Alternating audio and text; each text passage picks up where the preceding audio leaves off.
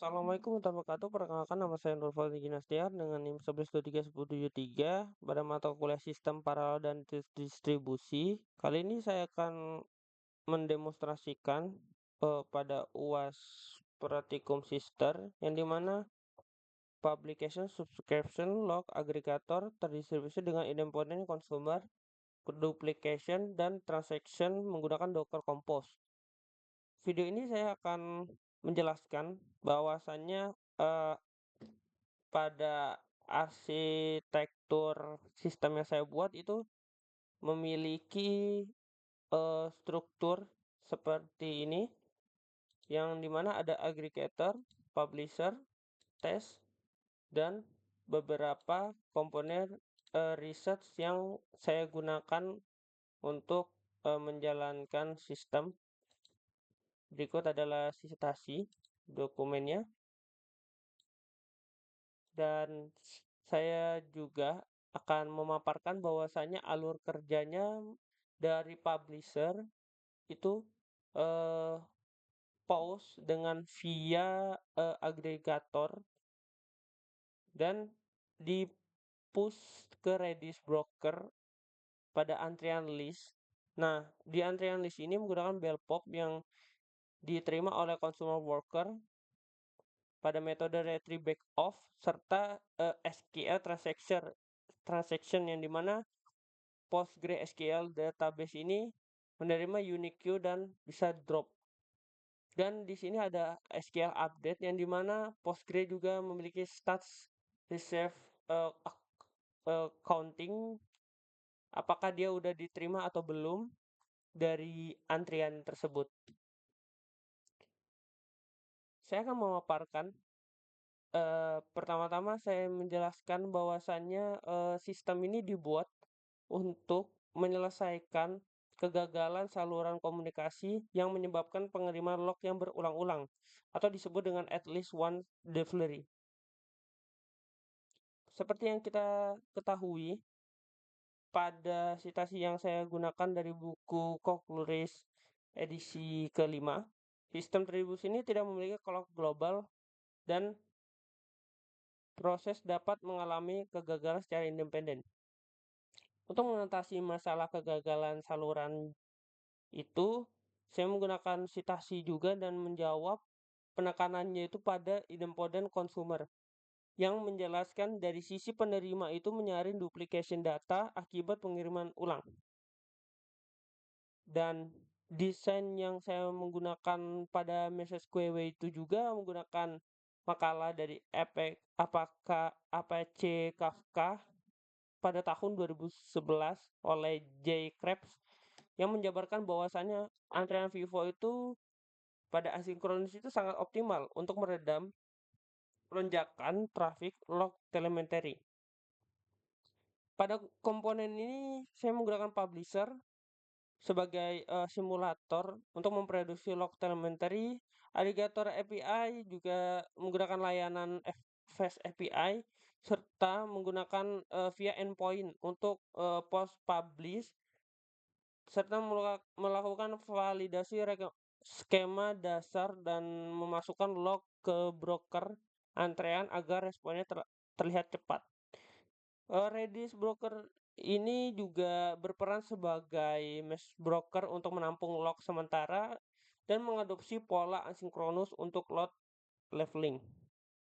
Pada consumer worker juga dia bergerak di belakang yang mengambil log dari Redis secara antrean dengan first in first out dan memasukkan ke database, dan juga menggunakan PostgreSQL sebagai database yang menyimpan duplikasi atomik terjadi dengan memanfaatkan constraint untuk database.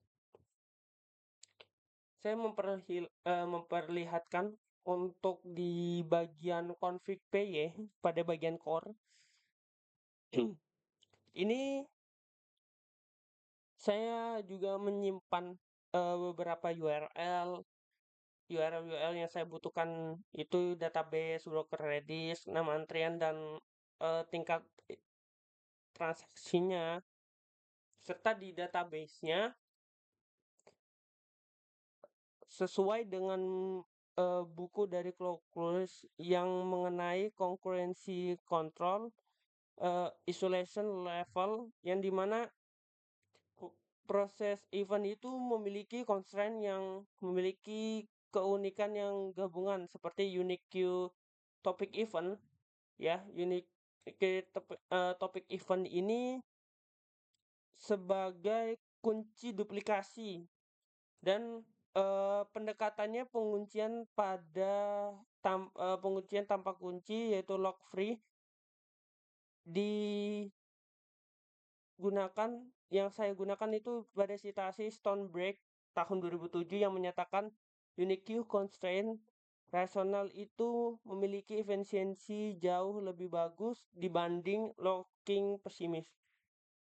Dalam fungsi proses event DB juga dibungkus dari penyimpanan lock ke dalam block transaction dengan tingkat isolasi itu yang rate committed, yang asynchronous with contraction isolation transaction isolation, yang dimana transaksi ini mengeksekusi perintah insert into proses event dan konflik dari topik event ID serta mengembalikan dari ID. Nah, pembaruan ini pada query itu juga mengamankan dari anomali loss update karena dilindungi oleh raw level locking implicit progress. Pada juga endpoints ini mencatat dari hasil secara transaksional yang didorong eventnya si lock ke antrean Redis. API ini akan merespon dengan respon 202 accept yang seperti diterapkan pada konsep citasi buku yang saya gunakan. Pada di bagian worker, nah di bagian worker ini di consumer PY ini juga memiliki koneksi database yang saya gunakan fungsi yaitu blocking pop atau bell pop dari Redis. Ini koneksi database terputus apabila terjadi kesalahan concurrence. Jadi worker ini memiliki mekanisme mitigasi pada kegagalan berupa retry dengan exponential backoff. Ini dengan ketahanan pada sistem terdistribusi. Worker akan mencoba kembali memproses data dengan jeda waktu 1 detik, 2 detik, 4 detik untuk memberikan waktu database pulih. Tanpa berlama-lama, kita akan mendemonstrasikan untuk aplikasinya. Yang pertama-tama kita menggunakan Docker Compose app build. Nah, untuk Docker app build ini untuk menjalankan kontainernya. Nah, seperti kita lihat di sini Postgre berjalan dan brokernya juga berjalan hingga mengecek healthy-nya. Dan kita lihat itu 202 accepted. Terlihat pada publisher ini mesimulasikan beban kerja tinggi mengirimkan 20.000 event log dengan 30 duplikasi secara paralel menggunakan pustakaan sinkronus HTTP.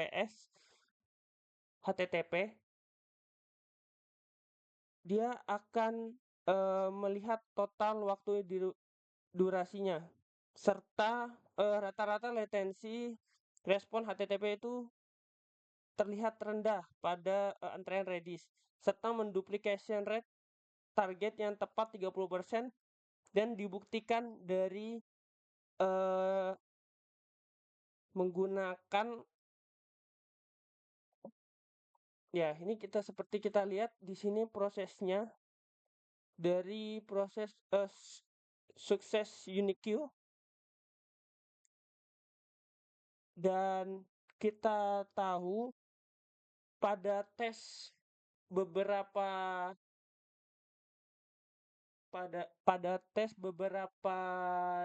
yang kita gunakan itu ada tes health dan tes skema serta tes publish. Ini sesuai dengan teori yang kita gunakan dan duplication juga, serta query, konkurensi, dan stres. Nah, di stres ini akan dites sebanyak 20.000 lebih ya tadi. Dan ini mengalami error apabila dia dari brokernya itu terjadi antrean yang terlalu banyak. Nah, seperti kita tahu, pengujian itu satu persatu, dan untuk saya coba di bagian uji data, yang dimana apakah dia akan mentolerir dari crash tolerance, ya, kita akan coba.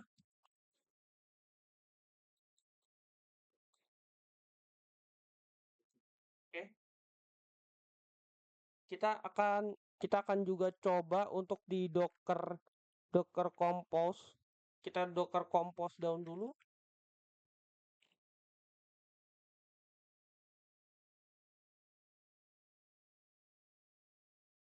Oke, sudah terhapus. Apakah dia akan merestart lagi?